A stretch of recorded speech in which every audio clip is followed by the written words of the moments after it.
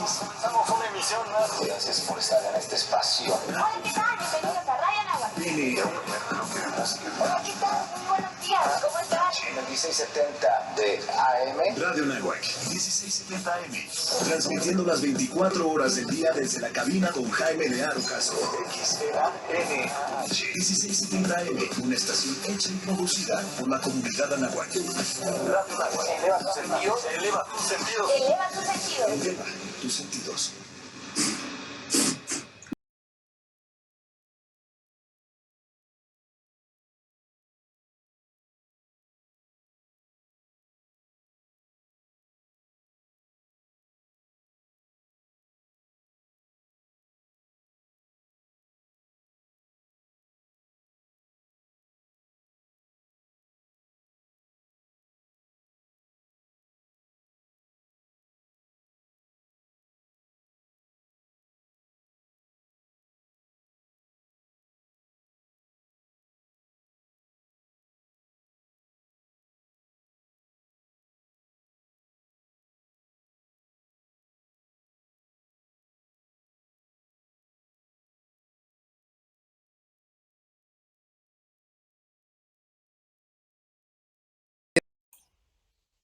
Vuelo aquí con, la verdad, con unas personas de verdad muy profesionales en el tema, expertos en la materia de tecnología, de criptoeconomía. No, la verdad es que me siento muy contento de presentarlos. Recuerden que estamos haciendo pues lo posible por tratar de transmitirles todos los conocimientos y buscar a personas que de verdad tengan esos conocimientos, porque estamos llenos de muchísimas cosas ahí allá afuera que la verdad es que no sé qué sean, pero bueno, el punto es de que vamos a empezar con unas personas que de verdad se dedican toda su vida al tema de criptoactivos, al tema de blockchain. Creo que este tema ya lo hemos platicado, como saben, el tema fintech, toda esta evolución que se tiene de la banca, de las finanzas, de esta trascendencia digital, pues vaya, ellos son partícipes del día a día aquí en México y a nivel internacional. Y bueno, sin más preámbulos, la verdad es que me da muchísimo gusto presentar a la doctora Eloísa Cadenas, que me perdone mi querido Balta, ¿no? Pero pues en mi rancho me enseñaron primero las mujeres, ¿no? Bienvenida mi querida Eloísa. Hola Ricardo, la verdad es un gusto estar nuevamente en Halcones Financieros, ya es mi segunda participación, lo cual me da muchísimo gusto, ahora en un formato digital, pero creo que siempre el programa busca en todo momento dar información oportuna, relevante y bueno, que esté siempre actualizada. Entonces, pues muy agradecida por la invitación y sobre todo de poder estar con uno de los personajes en el mundo blockchain, a quien más yo respeto desde hace ya algún tiempo. De hecho, en algún momento le pedí apoyo, ayúdame a entender esto, y la forma en que explica y te lleva de la mano con blockchain es sublime, para mí es magistral. Digo, sin mayores palabras, me siento muy honrada de estar en esta sesión.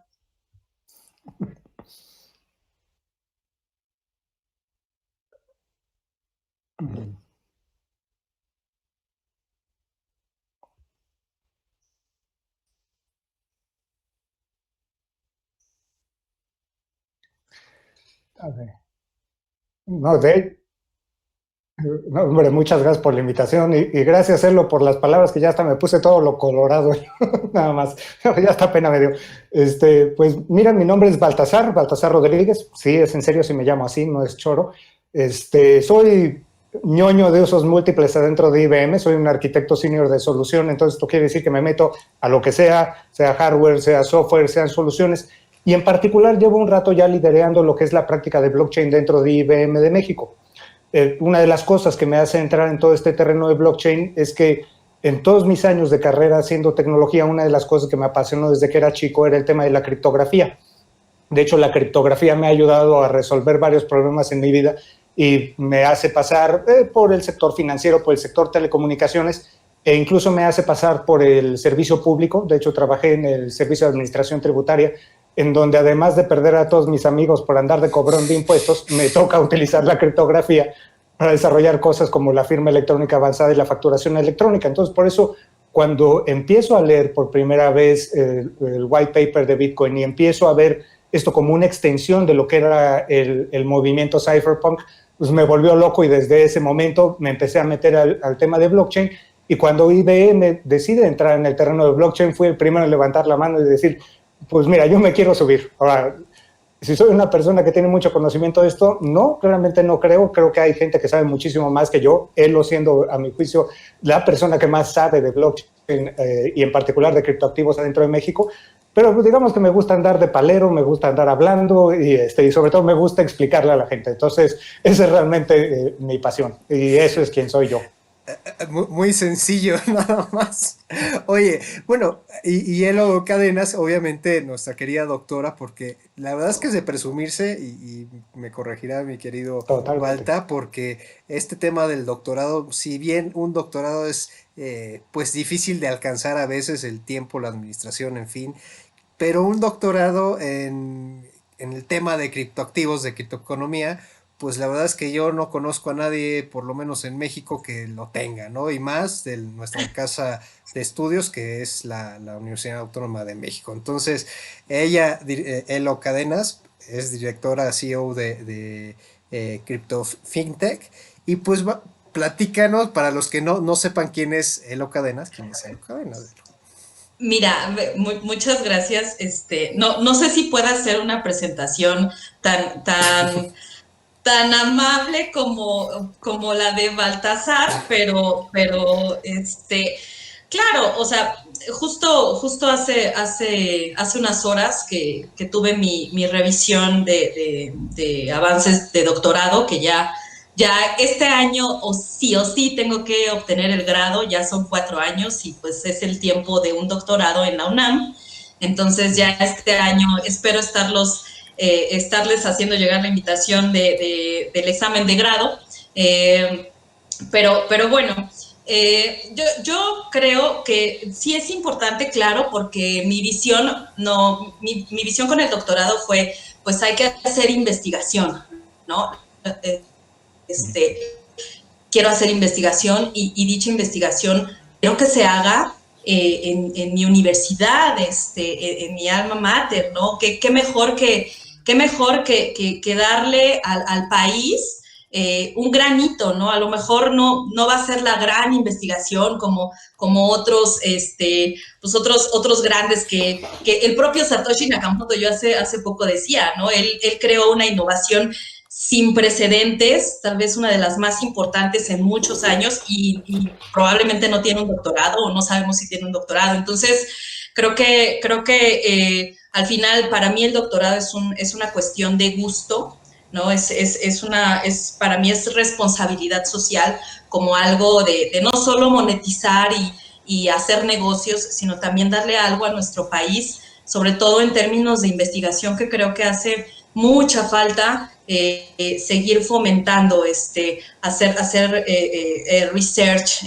Entonces, pues esa fue la razón, ¿no? La motivación, cuando igual que Balta, a lo mejor no con la misma experiencia, porque yo no soy nerd de la criptografía, lo reconozco y lo admito, yo me voy más por el lado financiero, pero cuando empecé a tratar de comprender cómo funcionaba, creo que todos cuando empezamos a leer este documento, nos crea una especie como de confusión,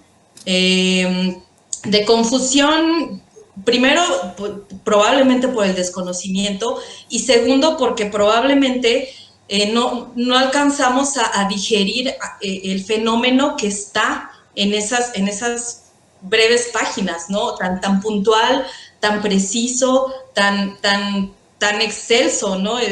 Creo que cada una de las palabras que están ahí tienen...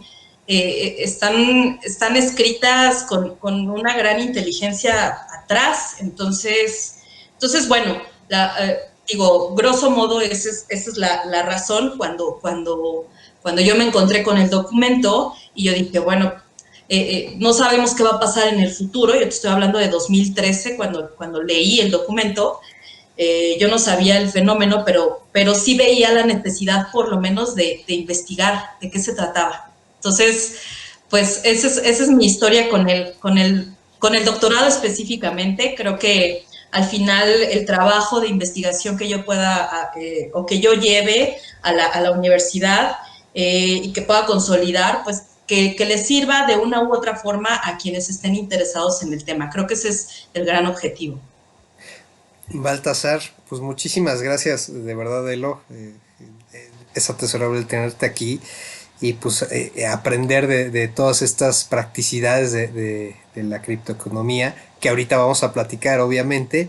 Y quisiera preguntar, vamos a iniciar las preguntas de esta mesa, y quisiera preguntar, ¿quién fue primero, la blockchain o el Bitcoin? Y pues, a Baltasar, si quieres... Quieres ver sangre, ¿verdad? Mira, ahí creo que tenemos un gran dilema. El gran dilema es que el primer lugar en donde vemos toda esta conjunción de criptomonedas y las distintas tecnologías que están metidas ahí abajo para poder armar Bitcoin es adentro del white paper de Satoshi Nakamoto.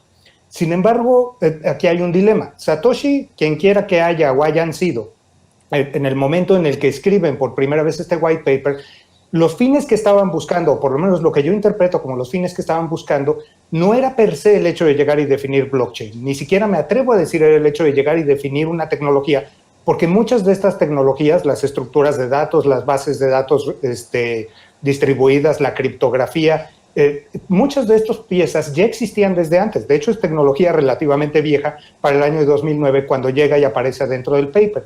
Y el objetivo que ellos estaban intentando hacer, o quien quiera que haya intentado hacer esto, estaba intentando hacer un dinero a prueba de censura.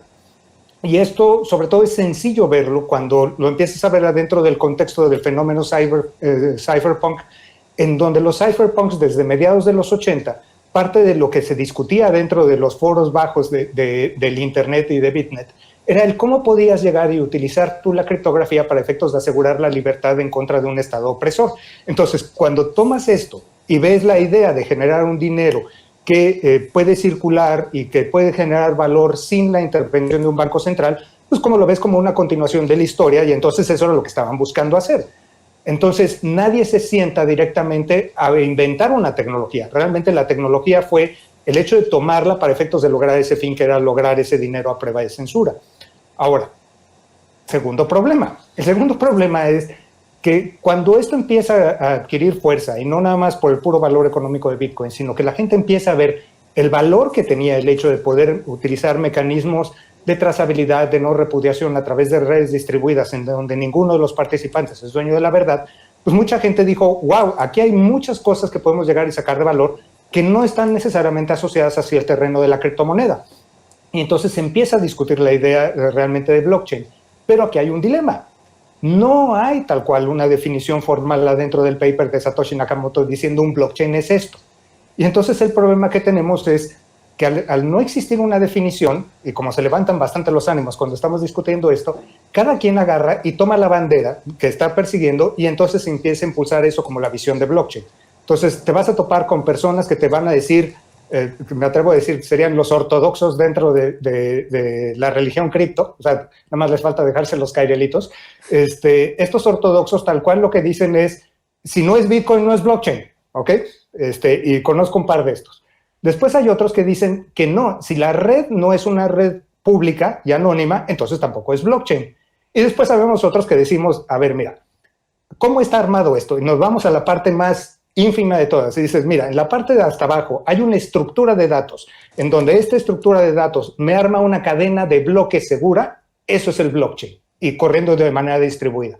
Entonces, cada quien toma una definición. Ahora, indistintamente de esto, yo siento que desgraciadamente a veces perdemos mucho el tiempo en el hecho de discutir las distintas definiciones. De hecho, alguna vez alguien me hizo la pregunta de qué creía yo que era el principal enemigo del ecosistema cripto dentro de México, y le decía que era el tribalismo. Porque entre que tienes a los que nada más defienden Bitcoin, los que nada más van y defienden Avalanche o los que están defendiendo como Sam Ethereum o los que defienden los blockchains sin criptomonedas, se nos va el tiempo persiguiendo esto en lugar de llegar y aplicar la tecnología para resolver los problemas que tenemos en el día a día. De hecho, a veces nos ponemos tan celotas que me acuerdo un poquito de la película esta de Monty Python, de la vida de Brian, en donde unos recogen la cantimplora y los otros recogen una chancla que se caen a Brian y dicen que ese es el símbolo de su nueva religión.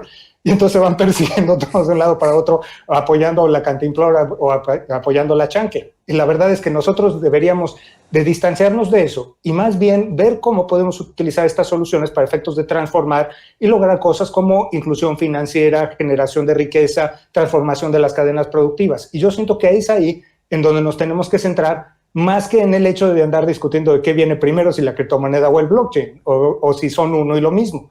Pero al menos esa es mi posición muy, muy particular. Cedo aquí a Elo para que ahora me tiren unos zapes, ¿no, doctor? Yo creo que, o sea, la premisa o la pregunta era, ¿qué fue primero, Bitcoin o blockchain? Coincido totalmente con Baltasar en que estamos en algunas ocasiones dándole vuelta a algo que por otros lados u otros mercados se está moviendo de forma muy acelerada y se está utilizando. Entonces, mientras nosotros queremos perder el tiempo entre que si me estás vendiendo una base de datos cara o si realmente está haciendo blockchain, pues de este lado, quienes no les interesa si eso no es y únicamente lo están aplicando, están están avanzando a pasos agigantados. Si nos ponemos muy puristas, yo creo que yo no sé si estemos todavía en posibilidades de seguir teniendo la utopía de Bitcoin, porque incluso, y no hablando propiamente de blockchain, sino únicamente de Bitcoin, ya el camino es totalmente diferente. El camino no es la moneda electrónica entre pares, creada para hacer valer la discrecionalidad y la privacidad entre los usuarios, y entonces que los bancos y los gobiernos no nos estén persiguiendo y no se enteren de nuestras transacciones, y entonces seguimos el manifiesto criptoanarquista y entonces nos vamos con el Cyphernomicon y esas cosas. O sea, la verdad es que creo que, o sea, eso al final, creo que quienes más lo están utilizando pues son las propias instituciones financieras. O sea, justo lo que no queríamos es a donde estamos llegando. Entonces, lo cual, decir si está bien o no está bien, pues es ser bastante determinista. Simplemente tomó otro camino y otro rumbo. Es un poco parecido a Internet. O sea, Internet fue creado para ciertas cosas, la criptografía también tenía ciertos fines, y bueno, es parte de la evolución de la tecnología. O sea, las revoluciones tecnológicas al final empiezan con una cosa y bueno, pues se van dando en otros contextos. Entonces, yo lo que sí creo es que en el caso de blockchain hay una función muy, muy específica, que bueno, no sé si en eso coincida Baltasar, pero creo que es un conjunto de tecnologías al final, y una de las más importantes, digo, es el sellado de tiempo. Eso creo que es importante, y el incentivo. O sea, el hecho de que haya una prueba de trabajo y entonces se está trabajando para verificar transacciones y esas transacciones al final tienen un incentivo. Creo que eso es como la parte magistral en tecnología blockchain, porque ese incentivo precisamente es Bitcoin u otro criptoactivo. Entonces, yo sí considero, y sí soy un poco de la idea, que si no existe el token, no lo podemos llamar blockchain. No lo sé. Yo creo, y eso es convicción, es mío, es una opinión, lo cual no quiere decir que otras blockchain no se estén ocupando o no tengan sentido, ¿no? Yo lo veo mucho en el caso de Ethereum. O sea, si bien es cierto, no es no es lo mismo que el protocolo de Bitcoin, pero cumple funciones específicas que también están beneficiando, ¿no? O sea, entrar a una plataforma como Compound, por ejemplo, en donde se da liquidez y entonces hay una pool en donde se otorga liquidez y por el otro lado alguien toma los préstamos y entonces tú estás a través de este sistema o de este protocolo, puedes crear créditos sin que haya un intermediario, ¿no? Y puedes estar obteniendo rendimientos a partir de eso. O sea, a mí me parece una maravilla. Realmente me parece algo genial el hecho de poder crear tokens no fungibles o los NFTs, en donde tú puedes digitalizar una pieza de arte y entonces tener la trazabilidad y tener la garantía de que tú eres el único que va a tener esa pieza digital. O sea, creo que fue primero uno u otro, más bien yo sí considero que Bitcoin es la derivación del conjunto de tecnologías que al final se conoce como blockchain, ¿no? No podría decir primero fue Bitcoin y posteriormente la tecnología, porque no, o sea, al final Bitcoin es el incentivo, es el resultado de agrupar estas tecnologías. Y ahora se las dejo más fácil. Balta, ¿qué es y qué no es una blockchain? O sea, porque todo el mundo dice, es que la blockchain, y a lo mejor pensamos en ciberseguridad y todo el mundo quiere meter blockchain, pero ¿qué es y qué no es, Balta? Mira, yo hasta ahorita creo que la definición más sencilla que he encontrado y que creo que puede abarcar casi todos los distintos casos de uso es que blockchain es un mecanismo que nos permite llegar y generar una visión compartida de la realidad que no es repudiable por ninguno de los participantes, pero que no es controlada por ninguno de ellos. ¿Okay? Entonces, esto, por ejemplo, en el caso de lo que sería los criptoactivos a los que estaba haciendo referencia a Elo, el hecho de que esta visión unificada de la verdad dice que este Bitcoin o este Ether existe. Dice que efectivamente si está siendo gastado y no puede ser gastado dos veces. Y ninguno de nosotros está teniendo control sobre de esto de manera única. Al final del día es la red, es el conjunto de participantes los que están llegando de manera consensada a efectos de decir que esta es la visión única de la verdad. Entonces, es una visión compartida, es irrepudiable porque ninguno de ellos se puede desdecir de haber hecho las transacciones y ninguno de ellos realmente la controla, que esto es lo que lo hace distribuido. Ahora, obviamente hay más cosas que pueden hacer que esto sea, por ejemplo, un criptoactivo. Sin embargo, por ejemplo, en los casos de uso empresariales, también estos preceptos básicos se cumplen. Por ejemplo, si lo que yo estoy haciendo es, por así decirlo, una red de trading de commodities, por ejemplo, yo puedo hacer una red de trading de commodities en donde no existe proof of work, en donde incluso puedo hacer lo que no exista proof of stake, pero puedo hacer un mecanismo compartido entre distintos participantes para decir quién es dueño de un commodity, quién está haciendo el trading de commodity y no gastarlo dos veces. Hay tokenización, sí, pero no a nivel de un criptoactivo, a nivel de una moneda, sino hay una tokenización alrededor de digitalizar, por ejemplo, la obra de arte que mencionaba Elo o un certificado de depósito en un almacén para efectos de hacer esta tokenización.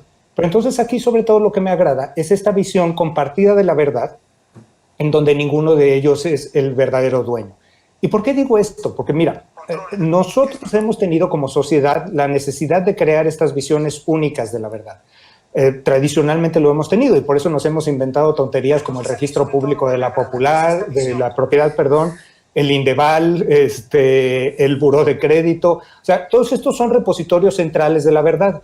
Pero el dilema que tienen estos repositorios es que, a pesar de que tienen este valor de ser este punto único de verdad, es que son terriblemente susceptibles a fraude. Entonces, para evitar que alguien haga un uso fraudulento de ellos, tenemos que poner una gran cantidad de controles encima de ellos para efectos de evitar que, si yo soy dueño del registro público de la propiedad, te quite tu propiedad y se la pase a Elo porque me cae bien, ¿no? Entonces, parte de lo que tenemos es que, desgraciadamente, estos institutos que hemos creado para generar esta visión compartida de la verdad, sean ellos o sean los bancos, tienen tal cantidad de costo debido a primordialmente todos estos controles y fricción que ponen. El hecho de que podamos pensar en generar una visión compartida de la verdad utilizando mecanismos distribuidos nos permite entonces pensar en modelos operativos que sean muchísimo más eficientes, en donde podamos eliminar intermediarios, en donde podamos eliminar controles y a la hora de eliminar esos controles sin menoscabo de la seguridad, que podamos encontrar maneras muchísimo más eficientes de llegar y generar valor. Un caso de ejemplo que me fascina.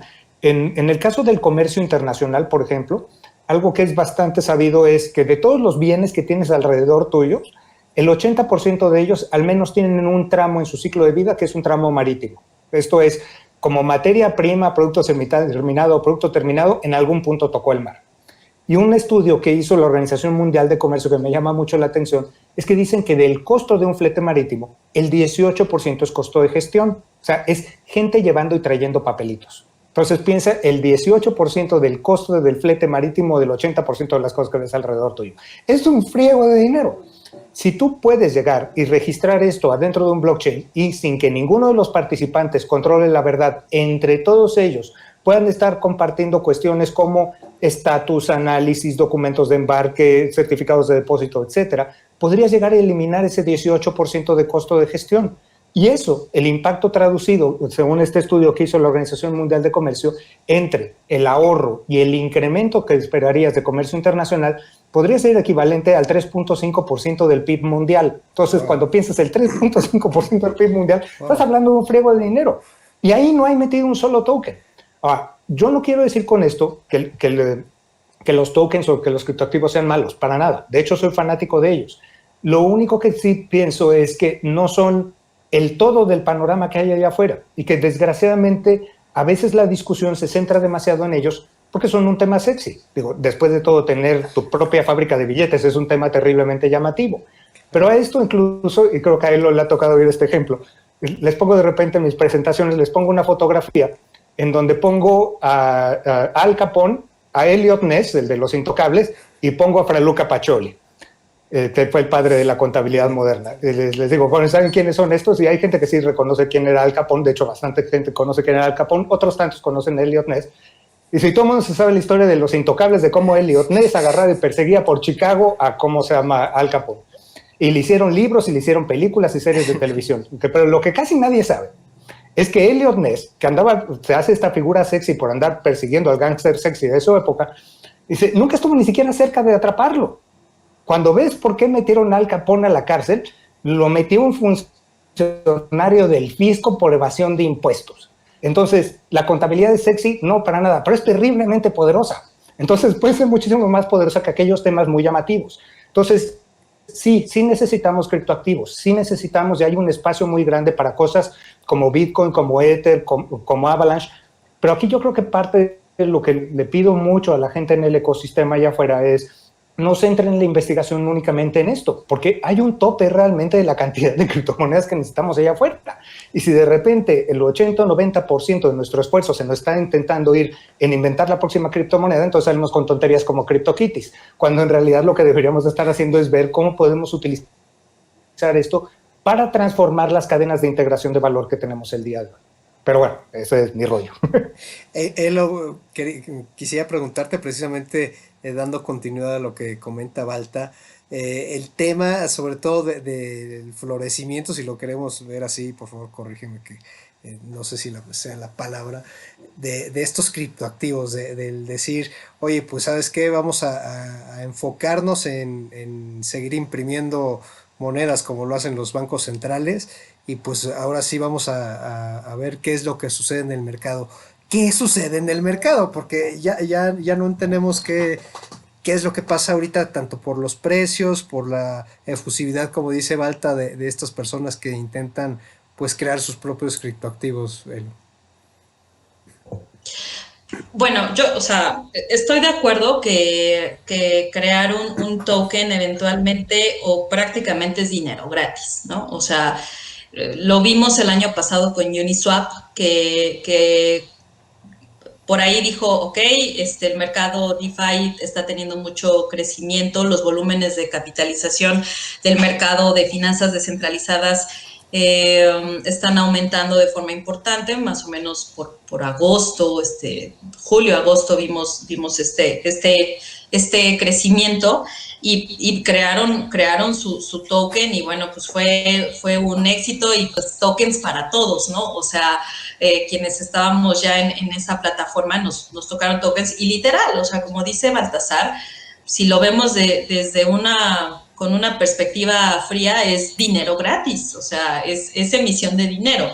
Que bueno, también sabemos que la emisión de dinero no solo se da en el mundo de los criptoactivos, sino lo vemos lo más cercano con los países. Entonces, creo que, bueno, esa parte no es diferente. Lo que sí es que vemos una oferta sumamente importante, o sea, estamos ya, según el CoinMarketCap, arriba de 8,000 criptoactivos o bueno, tokens, que son únicamente los que están ahí en este repositorio, ¿no? En el CoinMarketCap, pero por ahí todos los días se están creando nuevos tokens que al final, como uno, o sea, uno puede entender, ¿no? De qué depende que uno tenga éxito o no. Bueno, pues de los volúmenes que vaya teniendo en el mercado. O sea, creo que eso es algo que ya hemos discutido desde el fenómeno de las ICOs en 2017. Y creo que sí, al final el token cumple una función muy específica que desde mi perspectiva es poder crear o poder hacer transacciones de manera más sencilla y agregando un factor que es sumamente importante, que es la seguridad. No perdamos de vista que al final todo esto se trata de vender seguridad.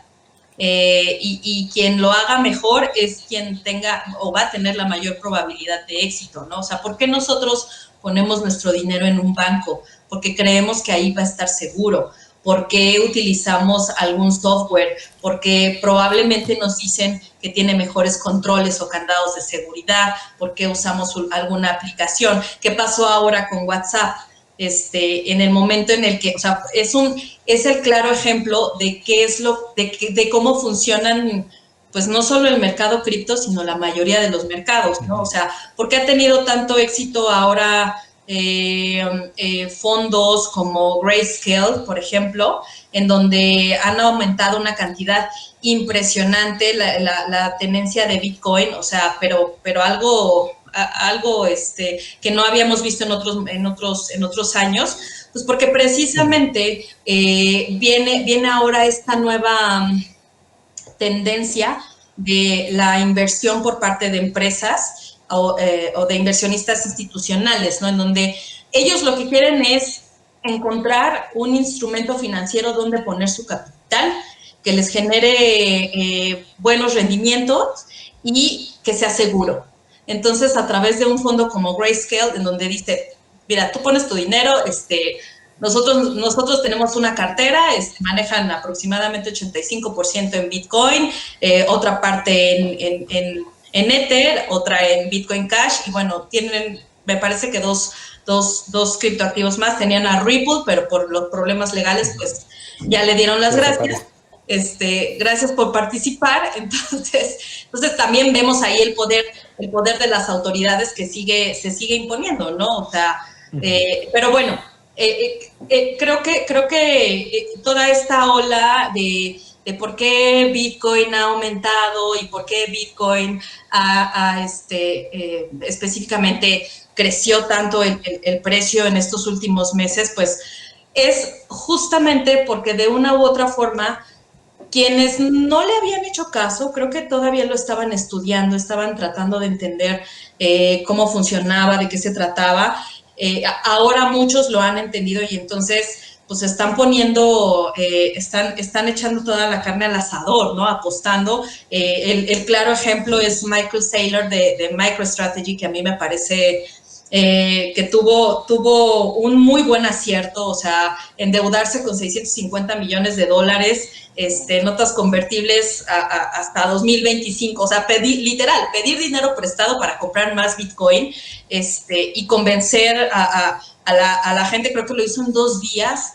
Eso te dice mucho del mercado y hacia dónde va, que ya no es el usuario uno a uno el que está comprando, sino ya vemos a empresas o a inversionistas institucionales, ¿no? MicroStrategy, por ejemplo, es la primera empresa que cotiza en bolsa y que compró Bitcoin. Entonces, ese tipo de eventos pues le van dando un mayor impulso, en este caso específicamente a Bitcoin, pero digamos que de forma indirecta también a otros criptoactivos que están dando otras propuestas, como hace un momento mencionaba Compound, también está Aave, que te permiten ya no solo comprar el token y tenerlo ahí guardado, sino compra el token y entonces comienza a generar ciertos rendimientos a través de plataformas descentralizadas. Tenemos el tema de los stablecoins también,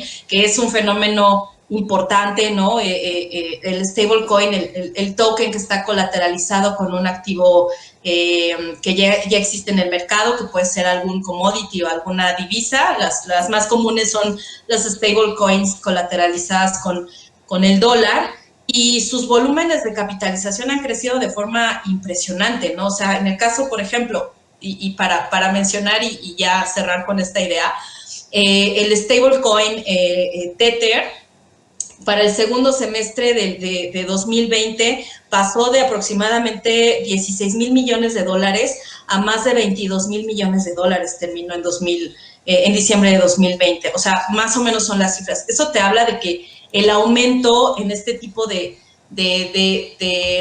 activos, pues sigue teniendo un interés, y desde mi perspectiva creo que sin dar un pronóstico, porque a veces lo toman como verdad absoluta, desde mi perspectiva creo que ese es el comienzo. O sea, es el comienzo porque precisamente ahora son las empresas quienes van a empezar a replicar y se van a querer subir al barco, ¿no? O sea, van a querer una rebanada del pastel. Entonces, yo creo que esa es la tendencia, y el impulso del mercado pues se ha dado precisamente por el tipo de jugadores que se están que están incursionando, ¿no? Hoy, precisamente, vimos que BlackRock en el prospecto que dio a la SEC, pues ya habla de la comercialización de futuros de Bitcoin. Entonces, esa apertura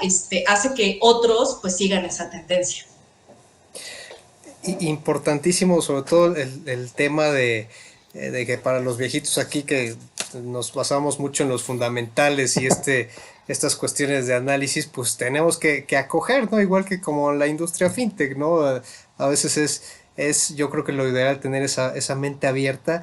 Y quiero continuar sobre todo el tema de la tokenización. En primera, Balta, preguntarte qué es lo que para nosotros debemos de entender por esa tokenización. Si esta tokenización tiene algo que ver con es más o menos segura, ¿no? Si estamos hablando de blockchain con esta tokenización o sin tokenización.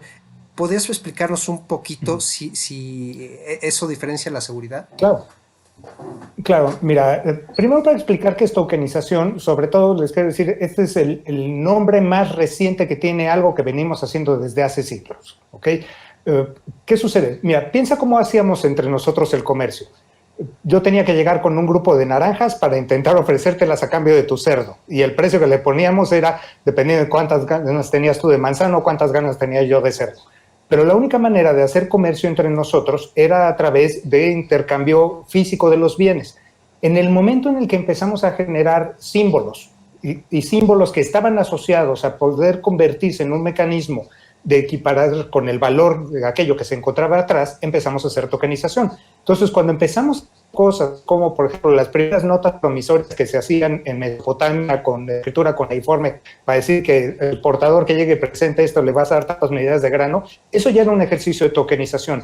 Lo que todos los que están escuchando esto, que han hecho, por ejemplo, transacciones en el mercado de valores, cuando compran y venden acciones, cuando compran y venden deuda, lo único que están haciendo es están trabajando sobre tokenización, porque lo que estás haciendo es, en lugar de llevarte un pedazo físico de una empresa, por ejemplo, cuando compras una acción, lo que estás haciendo es estás comprando un símbolo que te da acceso a X cantidad del valor que tiene esa empresa. Entonces, esa es tokenización. Tokenización es nada más tener algo que representa algo más.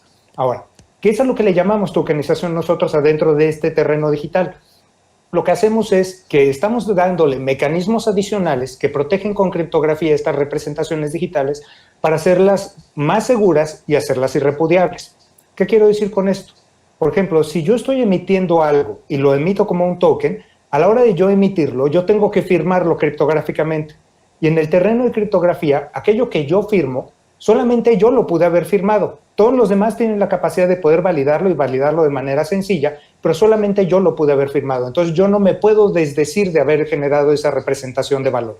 Sea que esa representación de valor sea una moneda o esa representación de valor sea un título comercial, un título de propiedad o lo que sea. Ahora, esta criptografía adicionalmente también me permite poder detectar si alguien hace una alteración. Entonces, por ejemplo, si yo cambio el número de unidades que se encuentran en el contrato o el valor al que se hace la operación, esto violaría los sellos de garantía criptográficos que están armados. Entonces, yo me atrevo a decir que sí son seguros y de hecho son muchísimo más seguros que lo que conocíamos hasta el día de hoy basado en mecanismos físicos. Porque la gran razón por la cual tenemos una tonelada de papelitos en nuestra vida diaria es que esos papelitos son tokens de las cosas que nosotros hacemos. O sea, cuando tú recibes una factura, cuando tienes un título de propiedad, cuando tienes tus escrituras, esos son tokens. Y el día de hoy esos tokens lo que les da seguridad son una serie de candados físicos, o sea, están armados sobre papel seguridad, tienen un sello, está estampada la firma del notario y hay una copia en el Registro Nacional de Notarías, o el Registro Central de Notarías. Entonces, esos mecanismos los podemos hacer sin la necesidad de hacerlos centralizados utilizando criptografía. Entonces, la tokenización es algo que ya veníamos haciendo desde mucho antes. Lo único que estamos haciendo es que el día de hoy, a través de blockchain, estamos agregándole mayores candados de seguridad y lo estamos haciendo de manera distribuida, lo cual reduce la cantidad de intermediarios que tenemos y reduce la potencialidad de que llegara alguno de ellos y maliciosamente intentar alterar la realidad. Entonces, son muchísimo más seguros que lo que ya conocíamos antes. Pero la mejor manera de cómo empezar a enfrentar la idea de cómo empezar a tokenizar la economía es ver lo que ya veníamos haciendo antes en el papel. Haz el ejercicio de una equivalencia funcional a lo que vas a hacer en digital y elimina aquellos puntos en donde tienes un punto único de control central para poder hacerlo distribuido. Y esto te habla realmente acerca del nuevo fenómeno que estamos viendo el día de hoy alrededor de la tokenización. Y entonces esto te permite el día de hoy emitir cosas tan comunes como puede ser, por ejemplo, un token por deuda, que es algo que ya hacíamos desde antes, solo que ahora lo vas a hacer sin que esté metido en medio de nosotros el Indeval, hasta cosas tan alucinadas como, por ejemplo, proyectos que me ha tocado ver en donde tú puedes comprar un token y ese token te hace ser dueño en parte de un árbol de producción de aguacates en Michoacán o en, ¿cómo se llama?, en Colombia, y por ende receptor de una X cantidad del valor producido por ese árbol de aguacate. Y para efecto práctico, lo único que estás haciendo es llevar exactamente los mismos mecanismos que tenías antes, por ejemplo, a la hora de subdividir en acciones el poder de una empresa. Ahora lo que estás haciendo es subdividir el árbol de aguacate en tokens digitales. Y esto lo puedes hacer porque el día de hoy la tecnología nos ha permitido hacerlo de manera segura, a manera muchísimo más escalable y una fracción del costo que tenía antes. O sea, antes si hubieras tenido que meter al Indeval metido ahí en medio para poder hacer la tokenización del árbol de aguacates no te hubiera salido. El día de hoy sí lo puedes hacer. Entonces esto es el boom que estamos viendo el día de hoy con la tokenización. Ahora, a pesar de que ya dije ahorita de sí, muy seguro, la respuesta es sí, pero ojo. Y esta es una de las grandes recomendaciones que doy cuando hago temas de blockchain. El blockchain es exageradamente seguro gracias a la criptografía, pero es también terriblemente vulnerable gracias a la criptografía. Verán, la seguridad en criptografía está dada por un concepto, y prometo esto va a ser el único tecnicismo que voy a tirar, que se llama la longitud de llave. Entre más grande es una llave, más segura es. La mejor manera de entender esto es, si te acuerdas de las llaves con las que abrías los portafolios Samsonite, ¿te acuerdas que eran unas llavecitas así chiquitas? Son las llaves más inseguras del mundo, porque puedes usar un clip y abres tu portafolio Samsonite. Pero si ves las llaves de seguridad, por ejemplo, que tienes en las casas, te vas a dar cuenta que tienen 4 o 5 o 6 peines, y son peines así de largos con combinaciones. Entre más larga es esa llave, más combinaciones hay y por ende es más segura, es más difícil violar. El día de hoy estamos usando llaves criptográficas generalmente de 2048. Son muy seguras, pero son muy seguras el día de hoy. Dentro de 15, 10, 20, 30 años ya no van a ser seguras. Entonces, lo que almacenamos el día de hoy en el blockchain, que consideramos que es muy seguro, podríamos llegar a lo mejor en 30 años y con nueva tecnología llegar y violarlas. Por un caso de ejemplo, cuando lanzamos por primera vez los primeros certificados para la firma electrónica en el SAT, estamos usando llaves de 1024 y en aquel entonces nos preguntó el secretario, en aquel momento era Paco Gil, y nos dice, ¿qué tan seguro es esto? Dijimos, mira, de acuerdo a los cálculos que hemos hecho, necesitarías todo el poder de cómputo que existe en la faz de la Tierra el día de hoy para intentar violar una de estas llaves y hacer una aproximación de fuerza bruta, y te tomaría 3 veces la edad del universo. Dice, bueno, le puedes pegar a la primera técnicamente, pero sí, te tomaría en promedio 3 veces la edad del universo. Dice, hombre, esto es muy seguro. Sí. Pasan unos años, cambio de sexenio, y ahora llegamos con el doctor Carstens y le decimos, es que doctor, queremos cambiar las llaves a 2048. Dice, oiga, pero no eran tan seguras las llaves de 1024. Dice, sí, en su momento eran muy seguras las llaves de 1024, pero el día de hoy una llave de 1024, si volvemos a repetir el ejercicio, todo el poder de cómputo que existe en el planeta de la Tierra y hacemos un ataque de fuerza bruta, nos tomaría 150,000 años violarla. Dice, 150,000 años son todavía un frego de tiempo, pero cuando comparas 3 veces la edad del universo contra 150,000 años, eso es una reducción muy rápida en un espacio de 5 años. ¿Qué es lo que pasó? Las matemáticas avanzaron, el poder de cómputo avanzó, la tecnología avanzó, y en particular llegaron los chinos y le dieron la torre a varios mecanismos de hashing. Entonces, esto hizo vulnerabilidad criptográfica. Estamos ante el boom próximo del cómputo cuántico.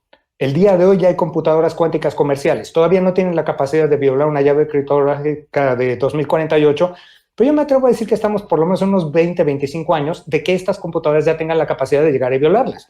Entonces, todo lo que estamos almacenando el día de hoy en el blockchain, el día de hoy es seguro.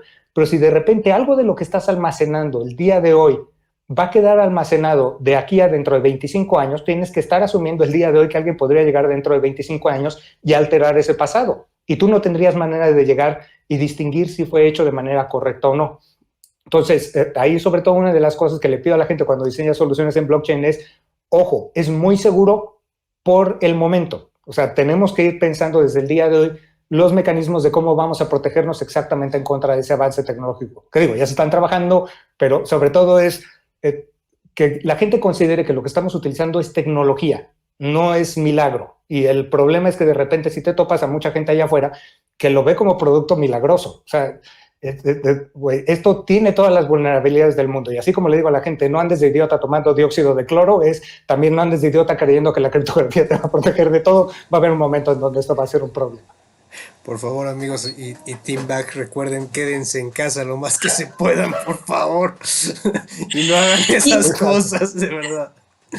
Adicionalmente, o sea, creo que complementando un poco lo que comenta Balta, sí, o sea, al final es tecnología y así como puedes hacer, en algún momento puedes deshacer. O sea, realmente creo que aunque vengan los 25 años y de pronto el sistema se pueda volver vulnerable, habrán ya nuevos mecanismos que te permitan robustecer y consolidar y a lo mejor una evolución, ¿no? Que de hecho ya lo vemos. O sea, digamos que el origen fue Bitcoin, que desde mi perspectiva Bitcoin es una obra magistral, o sea, es una obra tecnológica magistral. Han pasado 12 años desde su creación y salvo al principio que hubo ahí un tema de una posible vulneración, de cambiar el rumbo de la cadena de bloques, bueno, pero después de eso, la verdad es que no hemos sabido, bueno, yo no sé, Balta, si se ha enterado, pero yo no tengo conocimiento de que haya sufrido algún tipo de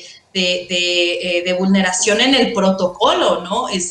Lo cual a mí me parece algo de verdad fuera de serie, ¿no? O sea, casi como una película, ¿no? La existencia, la creación y la evolución del fenómeno, particularmente de Bitcoin. Y creo que también como recomendación es, como bien mencionaba Balta, muchas veces quiero tokenizar, quiero ponerle un token, quiero mi criptomoneda para hacer transacciones y que mi criptomoneda empiece a tomar valor y que empezó con 50 centavos y luego ya vale $1,000. O sea, para hacer eso no se construye de la nada. Eso tiene atrás una propuesta de valor y esa propuesta de valor la crea el producto. Digo, Balta ahorita nos comentó los candados o la seguridad en términos tecnológicos y a mí me gustaría a lo mejor complementarlo con la seguridad, pero ya desde un enfoque de negocio, ¿no? De creación de valor. La idea de los mangos o de los aguacates michoacanos, eso sin lugar a duda tiene mucho potencial. Al igual que Balta, a mí me han tocado proyectos en donde incluso se quiere tokenizar agua, por ejemplo, y no es descabellado. O sea, ya vemos que se están negociando derivados de agua. Entonces, ese tipo de cosas creo que van a seguir creciendo, pero son proyectos que necesitas tener una muy buena estructura y ver cómo es tu cadena de valor, cómo es tu logística, y al final el token por sí solo, salvo Bitcoin, o sea, yo hago Bitcoin y los criptoactivos, siempre diferencio, siempre hago esa distinción, porque Bitcoin, digamos que es un fenómeno con una conceptualización y una evolución diferente. Pero otros criptoactivos en donde dices, oye, yo quiero tokenizar el árbol, y regreso al ejemplo del árbol, creo que eso da una flexibilidad en términos de levantamiento de capital, de inversión, que vemos que en algunos países, incluido México, pues ya los fideicomisos ya no existen. Entonces, si no tienes esa opción de financiamiento, pues tienes que buscar nuevas opciones, y creo que ahí los criptoactivos cumplen una función muy específica y que le dan mucho valor. El problema no es el token que esté respaldando el chile habanero. El problema es cuando levantas capital, ¿qué haces con ese dinero? Pues obviamente ahí es donde entra la desconfianza. Por eso, el desarrollar un proyecto con blockchain, y si adicionalmente va a existir un token o no, creo que en todas y cada una de las partes debe existir un factor de seguridad. Es decir, desde la tecnología, ¿no? ¿Cómo te está garantizando ciertos niveles de seguridad, o por qué la quieres ocupar? O sea, la pregunta es, cuando tú quieres implementar blockchain, ¿por qué quieres implementar blockchain? Y una segunda pregunta es, ¿qué otras tecnologías intentaste antes de llegar a blockchain? ¿No? O sea, a lo mejor ya probaste firmas electrónicas, ya probaste bases de datos, no lo sé, o sea, ya probaste otras opciones y llegaste a la conclusión de que blockchain es la única opción. Bueno, si la respuesta es sí, entonces ese es otro factor de seguridad, ¿no? Que sabes que únicamente con esa tecnología lo vas a poder resolver. Y adicionalmente es, ok, ¿para qué lo quieres usar? ¿Quieres hacer un token? ¿Para qué quieres el token? ¿No? ¿Vas a levantar capital? ¿Quieres financiamiento? Y ¿cómo brindas a los inversionistas esa seguridad del dinero que te puedan dar? Entonces, creo que es una cadena al final, de ciertas garantías que tú debes brindar al momento de querer utilizar la tecnología. Oye, Elo, y quisiera preguntarte, el tema, sobre todo lo que comenta Balta, la tecnología en algún momento pues va a alcanzar, a lo mejor, no en esa medida, a lo mejor esa reducción de 100 a 200 años o de 1000 años, pero la seguridad para el tema, sobre todo de Bitcoin, o sea, ¿se puede comprometer en algún momento esa criptografía, Elo? Pues mira, esa respuesta creo que la puede dar mejor Baltasar, sobre todo por el tema criptográfico. Yo creo que al ser una red en donde hay muchos participantes, pues tendríamos que garantizar que el 51% de los nodos honestos, porque así es como le llaman en el paper de Nakamoto, se pusieran de acuerdo. Entonces, creo que esa es una de las cosas más importantes. O sea, si tú logras que el 51% de la red se ponga de acuerdo y entonces intente desviar el protocolo, bueno, creo que ese puede ser un punto de inflexión. Honestamente, creo que no podemos ser deterministas y decir que eso nunca va a pasar, porque siempre existe una probabilidad, ¿no? La composición de la cadena o del hash que tiene cada uno de estos tokens, pues para vulnerarlo ya te metes con descomposición de números primos y otra serie de cuestiones matemáticas complejas que creo que intentarlo sale más caro. Intentar hackear la red creo que puede salir muchísimo más caro, ¿no? Pero desde mi perspectiva, insisto, no voy a decir que eso es imposible, pero creo que la probabilidad es muy baja. No sé qué opine Baltasar. Pues a ver, mira, lo que pasa es que parte del dilema al que estamos pegando el día de hoy, mira, en el cómputo actual que tenemos, que digo, es poderoso, pero tiene sus limitantes, ya el día de hoy hemos encontrado mecanismos que nos permiten vulnerar algunas de las funciones básicas de criptografía, en particular los hashes. Digo, no todos los hashes, o sea, por ejemplo, todavía nuestro SHA-256 y sus derivados son particularmente seguros, pero, por ejemplo, otros hashes han encontrado, y en particular, cosa curiosa, han sido los chinos, primordialmente liderados por la doctora Chang, que han encontrado maneras de generar números significativos o valores significativos que pueden generar el mismo hash. Entonces, porque siempre que hay un hash hay una posibilidad de colisión, o sea, el hash es un resumen de un gran todo, ¿ok? Entonces, existe la posibilidad de que dos cosas tengan exactamente el mismo hash. Es muy difícil encontrar dos cosas significativas que tengan el mismo hash, pero no es imposible. Parte de lo que venían haciendo los chinos ahorita era diseñar algoritmos que te permitían vulnerar esas funciones criptográficas encontrando dos cosas que tenían valores significativos, pero que tenían exactamente el mismo hash. Ahora, ¿es costoso? Sí. ¿Y requiere mucho poder de cómputo? Sí. Pero es que tenemos que entender aquí una cosa que es cómo funcionan las computadoras tradicionales. Voy a regresar a la analogía de los portafolios. ¿Se acuerdan de los portafolios esos de combinación que tenían 3 disquitos en donde le ponías el numerito para abrir la combinación correcta? Vamos a asumir que te pasan un portafolio de esos, ¿ok? Y tú no tienes la combinación, entonces tienes que llegar y probar. Entonces, ¿qué vas a empezar? Pues haces 0, 0, 0, ¡paz! ¿Funciona o no? Y si no, 0, 0, 1, y así vas probando una tras otra, tras otra, tras otra. No hay nada que evite que le pegas a la primera, pero en realidad en ese que tiene 1000 combinaciones vas a acabar pegándole por ahí del 600 y tantos, más o menos. Ok, ¿qué sucede? Que la computadora clásica hace exactamente las cosas como tú, va probando una por una de esas combinaciones. Entonces, si tienes 2048 bits, quiere decir que vas a tener que pasar 2 a la 2048 número de combinaciones distintas hasta que para probar. Pero el problema es que la computadora clásica tiene que hacer exactamente lo mismo que hacías tú. Prueba una combinación, prueba. La que sigue, prueba hasta que le pegue. El dilema de las computadoras cuánticas es que las computadoras cuánticas pueden probar todas las combinaciones de un solo golpe. Entonces, a lo mejor sería más sencillo entenderlo, por ejemplo, con cartas. Si te volteo una baraja boca abajo y te digo, tienes que encontrar la reina de corazones, tú vas a empezar una por una hasta que encuentres la reina de corazones. Lo que haría la computadora cuántica es que tomaría todas las barajas y de un solo golpe las voltea y te diría la reina de corazones está acá. Entonces, cuando el problema es un problema de combinación, las computadoras cuánticas son terriblemente poderosas para encontrarlas porque están evaluando todas las combinaciones de un golpe.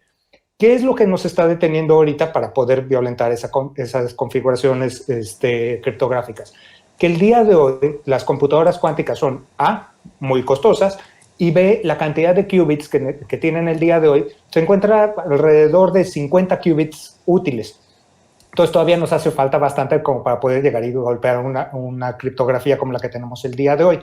Sin embargo, están acelerando muy rápido. O sea, las computadoras cuánticas más poderosas que teníamos hace 3 años tenían 3 qubits. El día de hoy andamos en 50 qubits. Dentro de un par de años vamos a andar tranquilamente arriba de 1000 qubits. Entonces, sí estamos progresando un volumen bastante rápido. Entonces, parte de lo que se está discutiendo, porque además el tema no nada más va a afectar a lo que es blockchain, a lo que es Bitcoin, sino va a afectar a todas y cada una de las cosas que hacemos con criptografía. Nuestra seguridad de la información depende de la criptografía.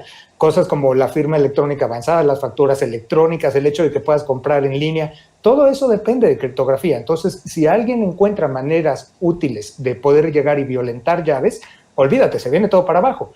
Entonces, parte de lo que estamos trabajando ahorita, las distintas empresas que estamos metidas dentro del terreno del cómputo cuántico, es también diseñar nuevos mecanismos criptográficos que sean a prueba del cómputo cuántico. Entonces, por ejemplo, hay toda una disciplina enorme que se llama criptografía post-cuántica, que es utilizar mecanismos tradicionales para diseñar criptografía lo suficientemente compleja como para que una computadora cuántica no pudiera llegar y violentarla. Entonces, por ejemplo, así como hay mesh algebra, hay un mesh cryptography que sirve para hacer esto. Es una alucina y olvídense, no les pienso explicar porque no acabaríamos ahorita, pero es matemática muy compleja de cómo hacer llaves terriblemente complejas. Y asimismo, también en los laboratorios que están investigando el día de hoy con cómputo cuántico, están desarrollando mecanismos de criptografía cuántica. Y de hecho, si logramos hacer verdadera computación, o sea, verdadera criptografía cuántica, ahí sí ni una computadora cuántica tendría la capacidad alguna de llegar y violentar esa criptografía. Entonces lo estamos haciendo. Ahora, sin embargo, esto también va a implicar un reto más adelante en el tiempo, que es el problema de base instalada. ¿Y qué es esto? Que alguna vez me preguntaron, digo, yo no soy un religioso, pero alguna vez me preguntaron que por qué Cuernos no existía un universo 2.0. Y le dije, porque si le preguntaras a Dios, Dios te diría que es un tema de base instalada. O sea, como ya instaló el 1.0, no es sencillo llegar y a todo el mundo a 2.0. Entonces, el día de mañana que tengamos esta gran cantidad de redes distribuidas utilizando criptografía clásica, el hecho de intentar llevarlos a utilizar criptografía postcuántica va a ser un reto. Y entre más distribuida esa red va a ser más difícil. O sea, el día de hoy poner a la gente de acuerdo para hacer un cambio en el protocolo, por ejemplo en Ethereum, es una cena de negros. Y no te quiero decir lo que va a hacer esto, intentar hacerlo dentro de Bitcoin.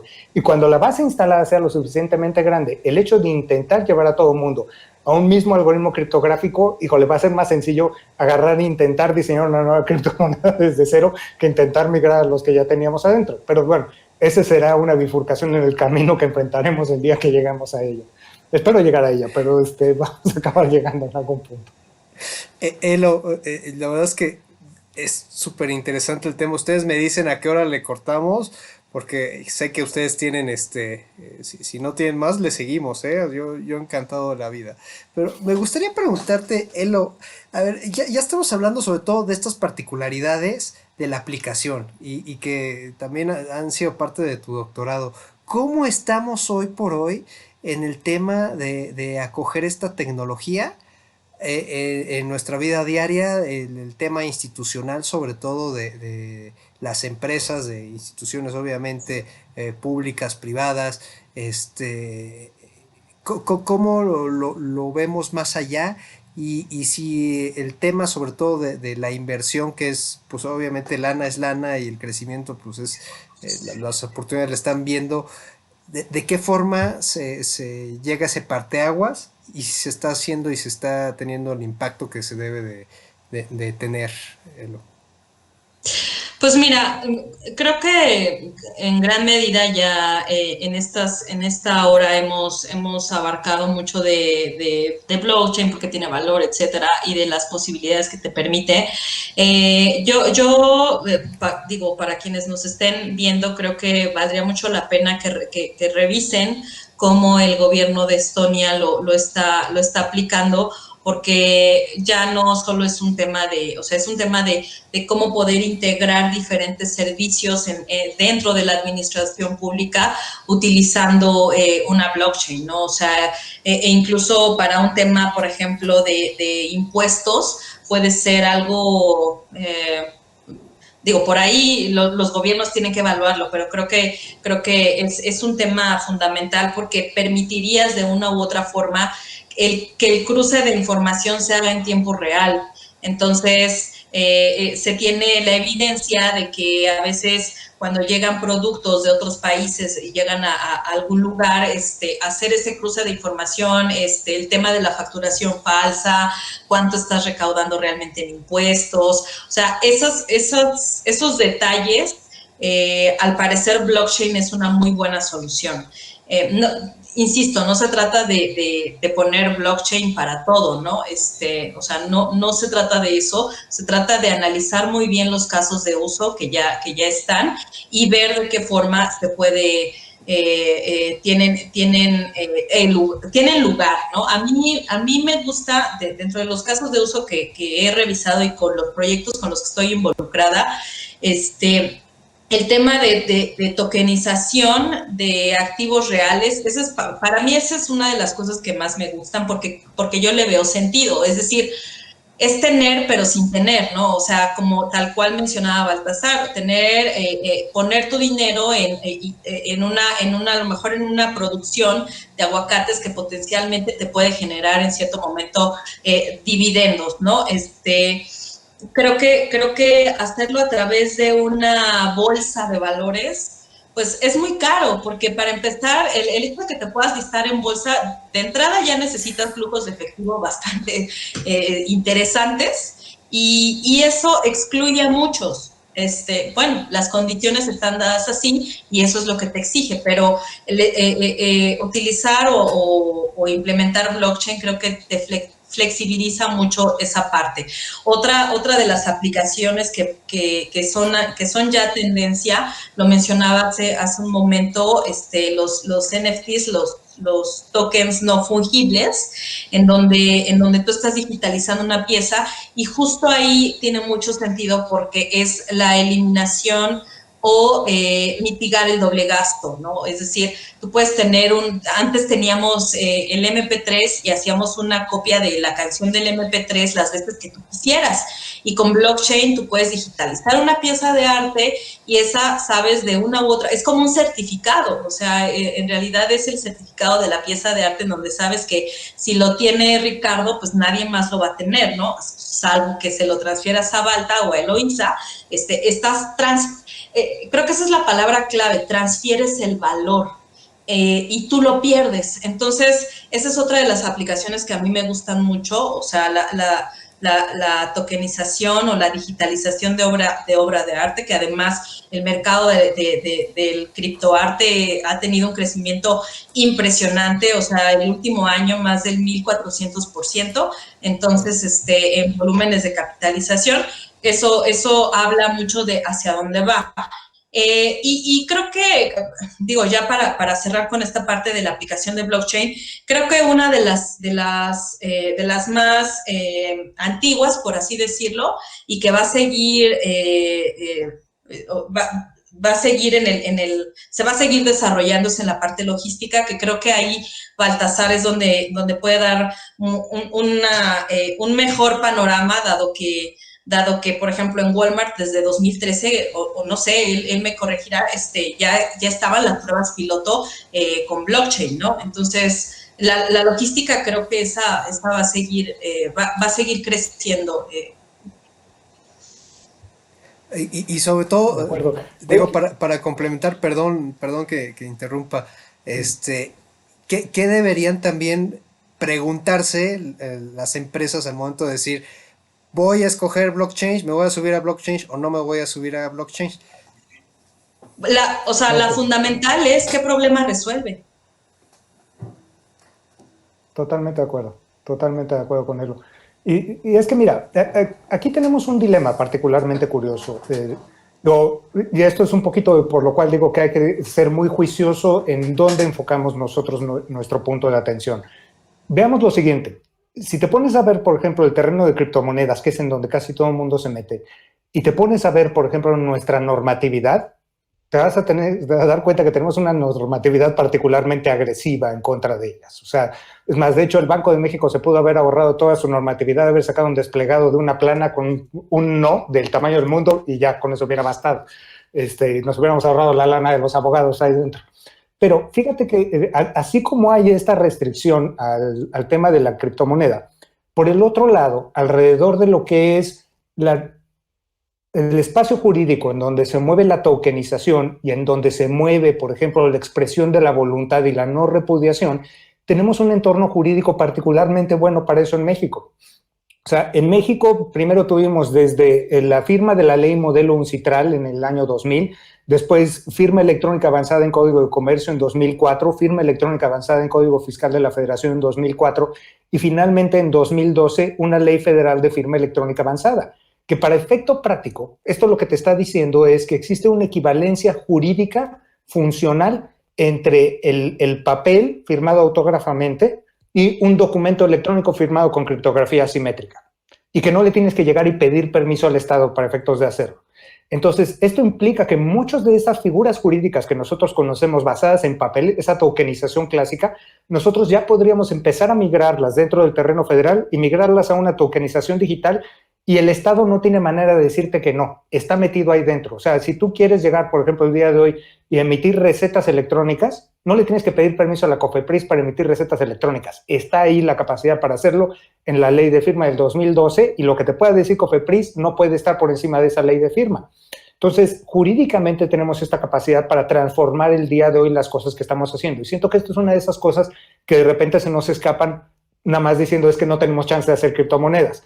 Bueno, a lo mejor no tienes chance de hacer criptomonedas, pero sí tienes chance de poder hacer una gran cantidad de otros mecanismos de tokenización y empezar a transformar el valor, y tienes el espacio jurídico para hacerlo. Segundo elemento que me parece particularmente importante para esto, esa figura jurídica que existe en México existe técnicamente también en cualquier otro país que haya firmado la ley modelo de UNCITRAL. Y América Latina firmó, o sea, sin excepción, la ley modelo UNCITRAL, y casi ya todos los países de América Latina tienen una ley local haciendo referencia a los temas de firma electrónica y a esta equivalencia jurídica entre los documentos firmados con firmas electrónicas versus los documentos físicos firmados con forma autógrafa. Entonces, esto ya quiere decir que podremos empezar a hacer con esto un mecanismo de una economía de valor digital adentro de la región sin ningún problema, y no tenemos que esperar que alguien llegue con una idea nueva desde afuera. O sea, esto es algo que podemos hacer el día de hoy. Ahora bien, en México me ha tocado ya tener la experiencia con muchísimos clientes, digo, algunos los puedo nombrar, otros no, sobre todo porque algunos ya son referencia pública, pero hemos hecho bastante ejercicio de la utilización de blockchain para resolver problemas reales aquí en México. De hecho, por ejemplo, a nivel mundial, y esto es un dato poco conocido, la primera red para empezar a utilizar blockchain, para utilizar mecanismos de confianza en la industria de seguros, se levantó en México y la levantó la Asociación Mexicana de Instituciones de Seguros, la AMIS. Y entonces, el día de hoy, en esta blockchain se están registrando, por ejemplo, evidencia de existencia y de integridad de las pólizas de seguros automotrices, y ya se está vislumbrando la posibilidad de utilizar esto para poder hacer otros lugares en donde quieres atacar temas de fraude, como pueden ser, por ejemplo, seguro de gastos médicos, o reducir el costo de operación de estos seguros. Y esto es algo que ya existe aquí en México. El día de hoy en México tenemos, por ejemplo, gente que está utilizando el blockchain, sí, para los temas de la logística internacional. Walmart es uno de ellos. Y Walmart también, por ejemplo, está utilizando blockchain para poder hacer trazabilidad de alimentos y tener con esta plena certeza de cuál ha sido la historia de una determinada pieza de alimento desde que sale de la granja hasta que fue transportada, almacenada, procesada, industrializada, hasta que llegas al anaquel. Asimismo, también tenemos en México, por ejemplo, ejercicios el día de hoy de trazabilidad de minerales. Por ejemplo, así como hablamos de los diamantes de sangre en la década pasada, el día de hoy ya se habla a nivel mundial de conceptos como el cobalto de sangre, porque el cobalto es sumamente importante en la elaboración de baterías y nuestra economía se está yendo a consumir baterías a lo idiota, y entonces necesitas cobalto, necesitas litio, y el dilema es que mucho de esto está siendo explotado en lugares que, de la misma manera que los diamantes, tienen inestabilidad social, tienen mano de obra infantil, mano de obra esclava o un mal aprovechamiento de los recursos naturales generando un desastre ecológico. Entonces, el día de hoy, por ejemplo, el regulador europeo se ha volteado a toda la industria electrónica diciendo que si vas a vender cosas con estas baterías recargables, tienes que poder demostrar ante el regulador el historial completo de dónde vinieron esos minerales.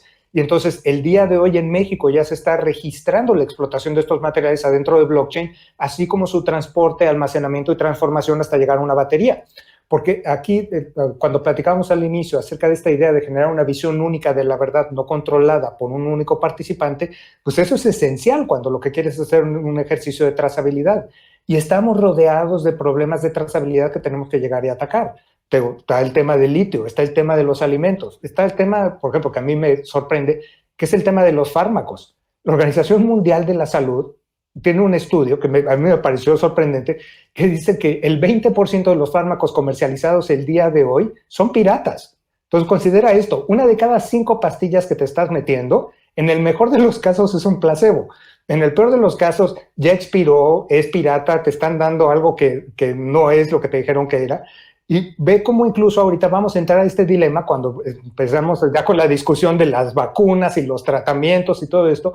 Entonces, los incentivos para poder hacer falsificación de estos son enormes. Y es entonces en este momento en donde requerimos generar una visión acordada de la verdad entre múltiples participantes, en donde, en lugar de estarnos peleando con nuestras distintas desconfianzas, apalanquemos esas desconfianzas en el hecho de generar una visión unificada de la verdad revisada y auditada por todos los participantes.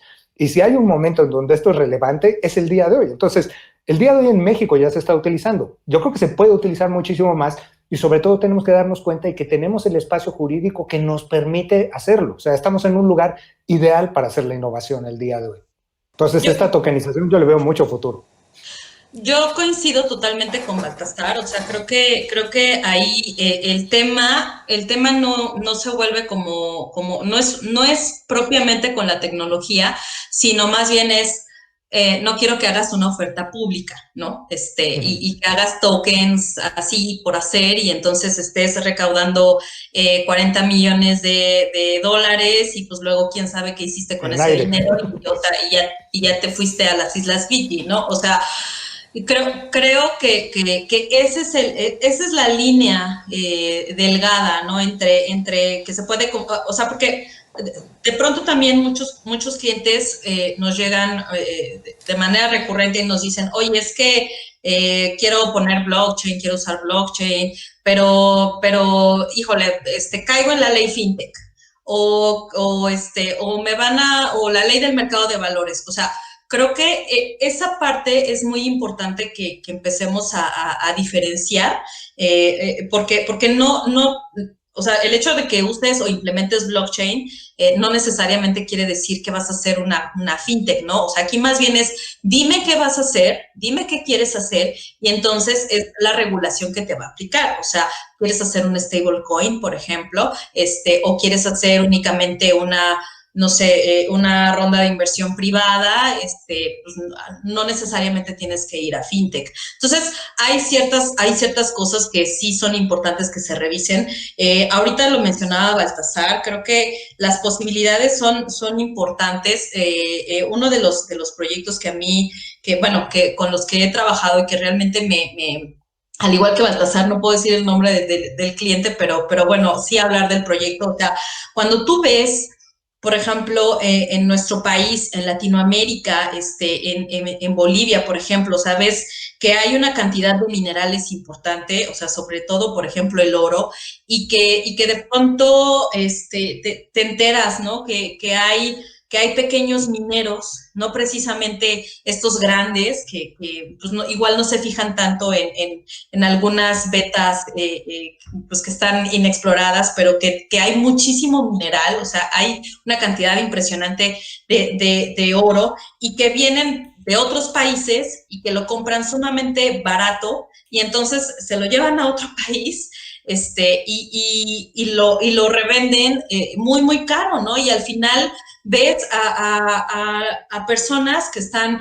en Durango, en Sinaloa, en Sonora, gente muy humilde que por lo menos, que son sus minas y que por lo menos podrían tener mejores condiciones para realizar ese trabajo y no tirar el mercurio, ¿no? O sea, cosas de ese tipo que dices, bueno, ¿y por qué no lo hacen de otra forma? ¿Por qué no lo profesionalizan? Pues porque no hay dinero, pero entonces cuando tú piensas en una tecnología de este tipo, en donde el que está en Alemania o está en donde esté, puede poner una parte de su capital para financiar este tipo de proyectos, creo que es ahí donde se vuelve muy valioso el uso de blockchain. Si lo hicieras de otra forma, o sea, ¿cómo tendrías que hacerlo? Para empezar, que alguien quisiera poner recursos y dinero o fijarse en estos pequeños mineros, ¿no? O sea, eso creo que no se ve de manera recurrente, ¿no? Entonces, es ahí donde yo veo mucho el valor de la tecnología blockchain, donde tú puedes no solo en un país, o sea, en un territorio, sino a nivel mundial, tú puedes, a través de un token, puedes tener una participación. Claro, insisto y regreso al punto inicial, ¿qué necesitas para tener un buen proyecto de este tipo? Pues brindar y poner controles legales y de seguridad precisamente para garantizar que el dinero que tú pones pues no se va a ir a ningún otro lado, o sea, que va a llegar a lo que está destinado, ¿no? Y sobre todo creo que... De hecho, si me permites, me gustaría agregar un poquito ahí encima de lo que está diciendo Elo. Creo que así como es importante la tecnología, es súper importante el tema de modelo de negocio. Y ahí sí me gustaría recalcar sobre lo que está mencionando Elo. Porque vean esto, a mí me ha tocado participar ya en distintos tipos de blockchain y algunas de ellas ya están creciendo a nivel comercial, a nivel mundial. Y uno de los elementos clave que he visto entre las blockchains que crecen y las que no alcanzan a despegar es, tenemos que considerar lo siguiente, blockchain no es una aplicación, blockchain es una red. De hecho, si quieres conceptualizarlo, tienes que conceptualizarlo como una red. Y como red, una de las cosas que tienes que buscar es que tenga beneficio para todos los participantes. y esos beneficios tienen que estar relativamente balanceados. ¿A qué voy con esto? Por ejemplo, cuando tú piensas en un productor de mango o en el minero que estaba mencionando Elo, a lo mejor ese productor de mango o ese minero son pequeños productores y al ser pequeños productores no tienen grandes cantidades de recursos y entonces la idea de pensar que ellos tienen dinero como para llegar y echar a andar un proyecto blockchain definitivamente se vuelve difícil. Sin embargo, a mí me ha tocado participar en redes como esta y, por ejemplo, en el caso de Food Trust, que es la red que tenemos en IBM de procesamiento de alimentos, una de las cosas curiosas es que, por ejemplo, entre los primeros usuarios que hubo fueron productores mexicanos de mango y eran pequeños productores. ¿Cómo se hace esto para poder financiarlo? Que parte de lo que tienes que hacer es, en el diseño de la red, el modelo de negocio tiene que estar hecho de tal manera en donde los que paguen la mayor parte del costo de la red sean aquellos que reciben la mayor cantidad de beneficio. Y al final del día, todos también tienen que recibir una cantidad de beneficio. Entonces, si tú ves el día de hoy, por ejemplo, ese productor de mango, ese pequeño productor de mango, ¿recibe beneficio? Sí, ¿por qué? Porque a la hora de registrar sus mangos ahí dentro, tienen la posibilidad de llegar con aquellos consumidores que están dispuestos a pagar el sobreprecio de tener trazabilidad en sus mangos. Entonces, por ejemplo, ese pequeño productor, si le quiere vender a Walmart en Estados Unidos, se registra dentro del blockchain para efectos de poder hacerlo. Pero en realidad el valor más grande que tiene este blockchain es la trazabilidad del alimento. ¿Qué tanto le interesa esa trazabilidad al pequeño productor? Al pequeño productor no le interesa porque él sabe que produjo esos mangos. O sea, para él no tiene beneficio la trazabilidad. Sin embargo, ¿quién tiene el beneficio de la trazabilidad? Son los transformadores y finalmente la organización de retail que está vendiendo esto. Entonces, el día de hoy, la estructura de precios a través de una solución como lo que es Food Trust hace que aquellos que obtienen el beneficio de la trazabilidad, entre más beneficio obtienen de ella, más pagan. Y a la hora de ellos pagar, ellos lo que están haciendo es subsidiar la entrada de los pequeños productores adentro de la red. Entonces, el día de hoy, el pequeño productor puede subir su información y mientras él no explote información de trazabilidad, para él es gratuita. Entonces, esto le da la oportunidad entonces de participar en la red grande, de obtener un beneficio a cargo de ese costo que es el hecho de llegar y capturar su información. O sea, esa es su inversión en el hecho, es nada más capturar la información de lo que está haciendo, pero ya no tiene que pagar rentas, no tiene que pagar nada. Porque el día de hoy lo que paga el modelo completo es la gente explotando esa información y entonces esto me permite hacer un modelo de red balanceado. Entonces, la tecnología está ahí y lo podemos haber levantado de 1001 maneras distintas. Pero aquí el punto clave, y esto es sobre todo para todos aquellos que están pensando en iniciar un negocio de blockchain, tokenizado o no tokenizado, es, antes que hablar de tecnología, tienes que asegurarte, como decía Elo, que el problema es un problema que se resuelve con blockchain. Esto es una red de negocio en donde hay una gran cantidad de desconfianza entre los participantes. Esos son como los 2 puntos básicos. Y la tercera es, piensa un modelo de negocio en donde lo que vas a acabar teniendo es una red y donde los incentivos están balanceados de tal manera para que todo mundo gane y que preferentemente no estén desbalanceados. Porque si uno gana por encima de los demás, sin tener un costo equivalente del otro lado, entonces alguien va a salir con una red competitiva y te va a dar en la torre.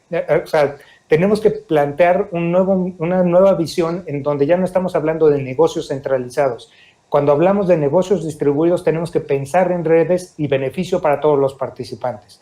Entonces, ahí el punto clave, y esto es una de las cosas en donde desgraciadamente siento que hay muy poca literatura el día de hoy, es aprendan economía de redes. Léanse, si pueden, a Nicolás Economides, de preferencia, para que entiendan esto. Lean los trabajos que hizo sobre economía de redes Bob Metcalf, uno de los padres de Ethernet, porque sobre todo son esos los preceptos básicos el día de hoy que van a guiar mucho de la teoría económica de los nuevos modelos comerciales de aquí hacia adelante.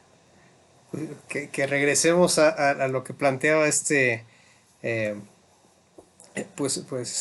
la economía tradicional, que no dejaba pues la parte humana, ¿no? Yo no sé en qué momento nos perdimos, pero pues estoy de acuerdo contigo. Me gustaría concluir con su opinión, mis estimados, porque de verdad que es atesorable. La verdad es que es un programa que yo creo que todos nuestros amigos están pero embebidos en esta cantidad de información y sobre todo tan clara como siempre nos lo hacen trasladar a ustedes. ¿Qué recomendación le harían a los que nos están escuchando en materia de funcionalidad para sus vidas? Que incluya tanto la blockchain como la parte de inversiones y la parte de aplicación obviamente funcional en términos económicos. Si quieres empezamos, Elo. Pues mira, bueno, a mí me gusta mucho la parte de, como se darán cuenta, me gusta mucho la parte de tokens y la parte de inversión. Claro que la aplicación de blockchain la veo importante, pero en realidad, digamos que mi pasión es cómo va evolucionando dentro del sistema financiero. Yo lo que recomendaría es, bueno, la frase trillada siempre es, no inviertas lo que no estás dispuesto a perder, ¿no? Eso es como ya, como de cajón. Pero al margen de esa frase, yo lo que creo es que necesitamos mucha cultura en términos de inversión. O sea, esa es la primera idea que pondría. Y yo creo que si los que nos están escuchando son usuarios que pues nada más así como que han escuchado que Bitcoin ha subido y que tiene que tiene mucha volatilidad y entonces en 2017 valía $20,000 y después 3 años después llegó a $40,000. Yo creo que lo más importante primero es que definan, si quieren comprar Bitcoin, que definan qué quieren hacer con Bitcoin, por ejemplo, u otro criptoactivo, que en realidad yo lo que recomiendo es, para empezar, no compren otro criptoactivo más que Bitcoin. Y que cuando lo compren se planteen muy bien qué quieren hacer con ese Bitcoin. O sea, si tú quieres obtener un rendimiento o quieres obtener una ganancia al mes, pues a lo mejor yo recomendaría otro instrumento, porque la volatilidad de Bitcoin puede ser, a veces te puede llevar a mucha felicidad y a veces a mucha desesperación. O sea, los que compraron Bitcoin en 2017 y compraron en los $17,000, no, los que aguantaron 3 años, como mencionaba Ricardo Salinas Pliego, tuvo que aguantarse para poder, pues, para dejar ahí su dinero, porque no, o sea, no lo dejaron, porque cuando bajó Bitcoin, pues, eso espanta. Entonces, si no tienes el temple para soportar esas caídas, o sea, de mucha volatilidad, entonces no lo hagas, ¿no? O sea, porque sí te puede poner muy, muy nervioso, ¿no? Creo que esa es mi recomendación. O sea, hace un año, en marzo de 2020, Bitcoin estuvo alrededor de $4,500 y en diciembre estuvo en $40,000. Entonces, en ese escenario no podemos pensar que va a seguir de 40,000 para arriba. O sea, a lo mejor van a pasar otros 3 años. O sea, realmente el proceso de Bitcoin yo creo que es de largo plazo. Si tu visión es de largo plazo, entonces puedes comprar Bitcoin, dejarlos ahí en un exchange. Si los piensas dejar en un exchange, pues que te dé muchos controles en términos de seguridad, o si sabes usar tu propia wallet, pues también, pero que tengas bien informado, o sea, mucha información. Y que si quieres ver a lo mejor algo interesante, pues vas a tener que esperarte algún tiempo, ¿no? Si tú lo quieres ver al mes, creo que no, o sea, creo que Bitcoin no es el camino, ¿no? Yo recomendaría otro instrumento. Y bueno, ese es como el mensaje que dejo, y pues le dejo el micrófono a Baltasar. Va, perfecto. Pues mira, mi recomendación, digo, es difícil emitir una recomendación en esto. Realmente, si algo me gustaría dejarles es la siguiente. 1, no hay magia en nada de lo que estamos haciendo, ni en la tecnología, ni en los modelos financieros hay magia. Entonces, cada vez que alguien llegue y te diga, invierte en esto, y no te sabe decir por qué, güey, corre a otro lado y busca otro mecanismo de inversión. 2, si alguien llega y te chorea con que es que estamos en un nuevo modelo financiero, esa frase se ha repetido desde la época de los tulipanes, la caída del 29 y ahorita, N cantidad de veces. Lo mismo se hablaba acerca del mercado hipotecario en el año de 2007 y de todas maneras nos cargó el payaso. Entonces, esa idea de que nada más porque hay una nueva tecnología y una nueva economía, no. Realmente, si algo le genera el valor a los valores que corremos el día de hoy, es la avaricia humana, y la avaricia humana es la misma desde que estábamos en la caverna hasta acá. Entonces, no hay nada que la tecnología pueda hacer para cambiar esto. Entonces, que no te vendan el espejito de que por la tecnología nueva las cosas van a ser distintas. No, de hecho, incluso si algo puede ser es que sean más rápidas y entonces las caídas pueden ser igualmente rápidas. Entonces, si te quieres meter a algo, estudia, aprende, no consideres en el consejo que te dan allá afuera, incluso no consideres en nuestros propios consejos. Es aprende de tu lado, porque es la única manera real de tomar esos riesgos. Ahora, si a pesar de esto le quieres entrar, bueno, perfecto. Si quieres entrar, por ejemplo, al tema de los criptoactivos, una recomendación es, empieza a estudiar un poco acerca de teoría económica, empieza a estudiar acerca de teoría monetaria, porque a pesar de que aquí no hay bancos centrales, mucho de lo que aprendes en teoría, ¿cómo se llama?, monetaria, aplica aquí adentro. Entiende cómo funcionan los mercados, por ejemplo, de foreign exchange, y vas a ver mucho de lo que está sucediendo el día de hoy adentro de Bitcoin.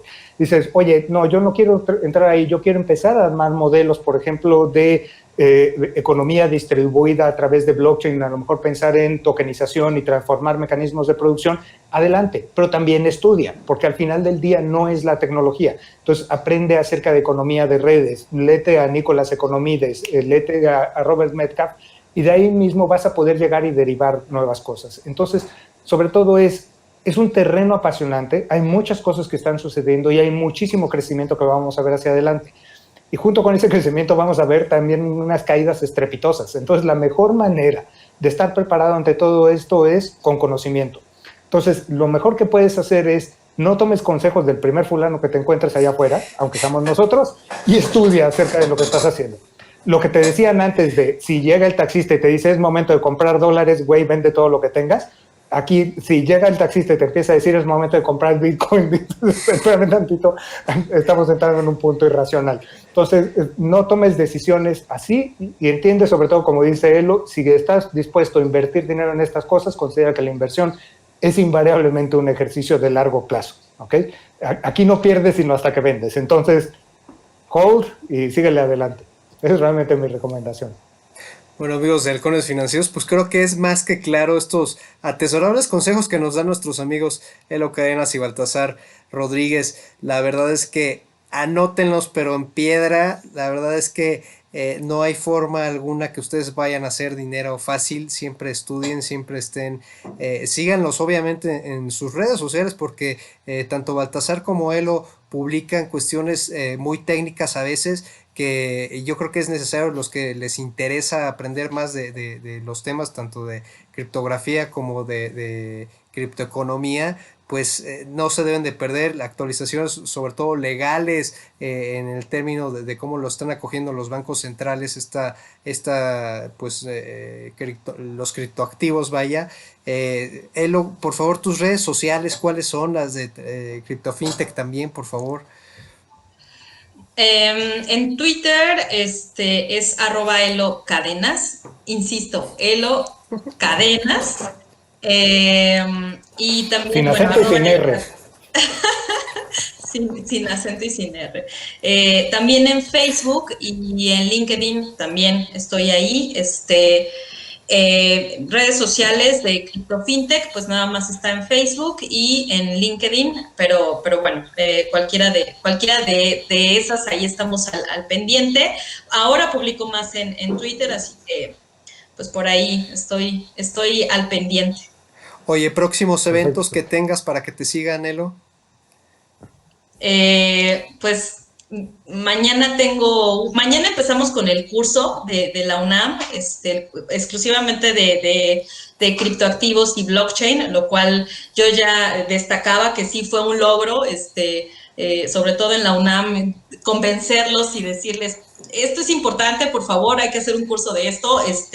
Tuvimos más de 500 preregistros, y la verdad es que eso me llena de mucha satisfacción, porque quiere decir que tanto del lado de la institución hay apertura para difundir los temas, y por el otro lado también para las personas es de mucho interés. Entonces, pues mañana comenzamos con ese curso. También vamos a tener la especialización en ingeniería financiera, que uno de los temas que vamos a impartir está relacionado con criptoactivos, un poco más cuantitativo por ser ingeniería financiera, y bueno, probablemente también siga existiendo esta apertura en cursos, pero bueno, ahí en redes sociales siempre publico los eventos. Mañana tengo uno, el viernes tengo otro, entonces de manera recurrente yo los pongo ahí en redes sociales.